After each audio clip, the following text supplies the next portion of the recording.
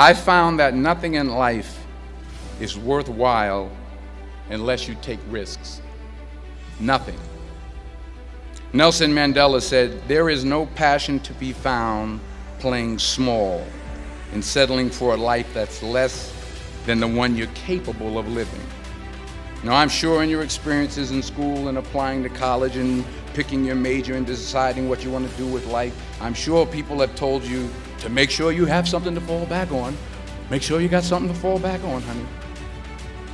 But I never understood that concept, having something to fall back on. If I'm going to fall, I don't want to fall back on anything except my faith. I want to fall forward. I figure at least this way I'll see what I'm going to hit. Fall forward. This is what I mean. Reggie Jackson struck out 2,600 times in his career, the most in the history of baseball. But you don't hear about the strikeouts. People remember the home runs. Fall forward. Thomas Edison conducted 1,000 failed experiments. Did you know that? I didn't know that. Because the 1,001st was the light bulb. Fall forward. Every failed experiment is one step closer to success. You've got to take risks, and I'm sure you've probably heard that before, but I want to talk to you about why that's so important. I got 3 reasons, and then you can pick up your iPhones. First, you will fail at some point in your life. Accept it. You will lose. You will embarrass yourself. You will suck at something. There's no doubt about it. And I know that's probably not a traditional message for a graduation ceremony, but hey, I'm telling you, embrace it, because it's inevitable. And I should know. In the acting business, you fail all the time. Early on in my career, I auditioned for a part in a Broadway musical. Perfect role for me, I thought, except for the fact that I can't sing. So I'm in the wings, I'm about to go on stage, but the guy in front of me, he's singing like Pavarotti. He's just, and he's just going on and on and on, and I'm just shrinking, I'm getting smaller and smaller. So they say, "Oh, thank you very much, and you'll be hearing from us." So I come out with my little sheet music, and it was Just My Imagination by the Temptations. That's what I came up with. So I hand it to the accompanist, and she looks at it and looks at me and looks out at the director and is like, So I start, I'm going to sing.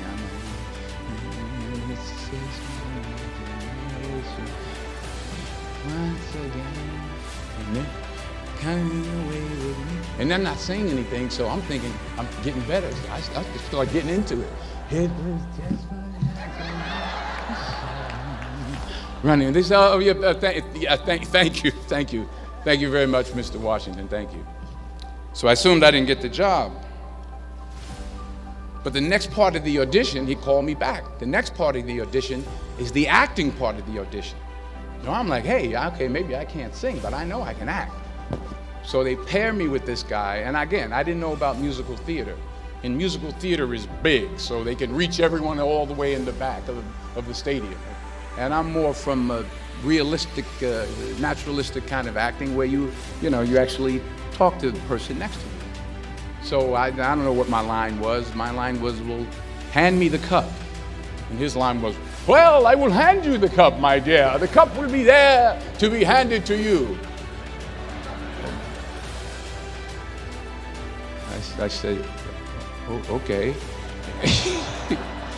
Well, should I give you the cup back? Oh, yes, you should give it back to me, because you know that is my cup and it should be given back to me. I didn't get the job. But here's the thing. I didn't quit. I didn't fall back. I walked out of there to prepare for the next audition, and the next audition, and the next audition. I prayed. I prayed, and I prayed.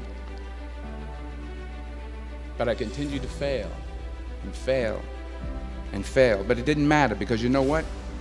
There's an old saying, you hang around the barbershop long enough, sooner or later you're going to get a haircut. So you will catch a break, and I did catch a break.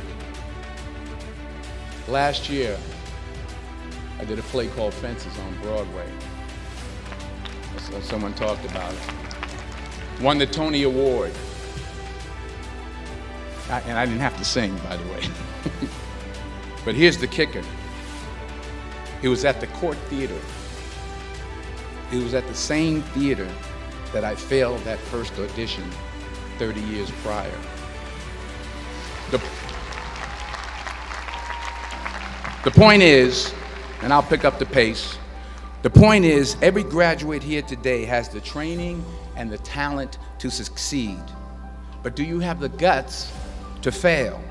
Here's my second point about failure. If you don't fail, you're not even trying. I'll say it again. If you don't fail, you're not even trying. My wife told me this great expression. To get something you never had, you have to do something you never did. Les Brown's a motivational speaker. He made an analogy about this. He says, imagine you're on your deathbed, and standing around your deathbed are the ghosts representing your unfulfilled potential. The ghost of the ideas you never acted on. The ghost of the talents you didn't use. And they're standing around your bed, angry, disappointed, and upset. They say, we came to you because you could have brought us to life, they say. And now we have to go to the grave together. So I ask you today, how many ghosts are going to be around your bed when your time comes? You've invested a lot in your education, and people have invested in you. And let me tell you, the world needs your talents. Man, does it ever. I just got back from Africa like 2 days ago, so if I'm rambling on, it's because I'm jet lagged. I just got back from South Africa. It's a beautiful country, but there are places there with terrible poverty that need help. And Africa is just the tip of the iceberg. The Middle East needs your help. Japan needs your help. Alabama needs your help. Tennessee needs your help. Louisiana needs your help. Philadelphia needs your help. The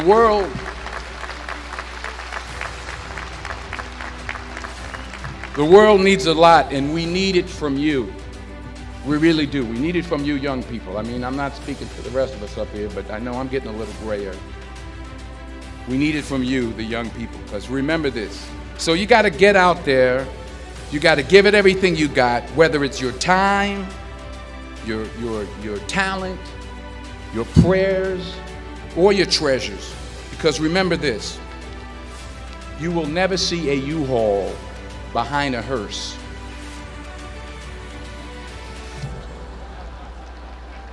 I'll say it again. You will never see a U-Haul behind a hearse. You can't take it with you. The Egyptians tried it, and all they got was robbed. So the question is, what are you going to do with what you have? I'm not talking about how much you have. Some of you are business majors. Some of you are theologians, nurses, sociologists. Some of you have money. Some of you have patience. Some of you have kindness. Some of you have love. Some of you have the gift of long suffering. Whatever it is, whatever your gift is, what are you going to do with what you have? All right, now here's my last point about failure. Sometimes it's the best way to figure out where you're going. Your life will never be a straight path. I began at Fordham University as a pre-med student. I took a course called cardiac morphogenesis. I still can't say it. Cardiac morphogenesis. I couldn't read it. I couldn't say it. I sure couldn't pass it. So then I decided to go into pre-law, then journalism. And with no academic focus, my grades took off in their own direction. Yeah, down. I was a 1.8 GPA one semester, and the university very politely suggested that it might be better to take some time off. I was 20 years old. I was at my lowest point. And then one day, and I remember the exact day, March 27th, 1975, I was helping my mother in her beauty shop. My mother owned a beauty shop up in Mount Vernon. And there was this older woman who was considered one of the elders in the town. And I didn't know her personally, but I was looking in the mirror, and every time I looked at the mirror, I could see her behind me, and she was staring at me. She just kept looking at me. Every time I looked at her, she kept giving me these strange looks. So she finally took the dryer off her head and she said something I'll never forget. First of all, she said, "Somebody give me a piece of paper. Give me a piece of paper." She said, "Young boy, I have a prophecy, a spiritual prophecy." She said, "You are going to travel the world and speak to millions of people." Now, mind you, I'm 20 years old. I'm flunked out of school. In fact, like a wise ass, I'm thinking to myself, maybe she's got something in that crystal ball about me getting back into school next fall. But maybe she was on to something, because later that summer, while working as a counselor at the YMCA camp in Connecticut, we put on a talent show for the campers. And after the show, another counselor came up to me and asked, "Have you ever thought about acting? You're good at that." So when I got back to Fordham that fall, I got in and I changed my major once again for the last time. And in the years that followed, just as that woman prophesied, I have traveled the world and I have spoken to millions of people through my movies. Millions who up till this day couldn't see me, who up till this day I couldn't see while I was talking to them, and they couldn't see me, they could only see the movie. They couldn't see the real me. But I see you today, and I'm encouraged by what I see. And I'm strengthened by what I see. And I love what I see.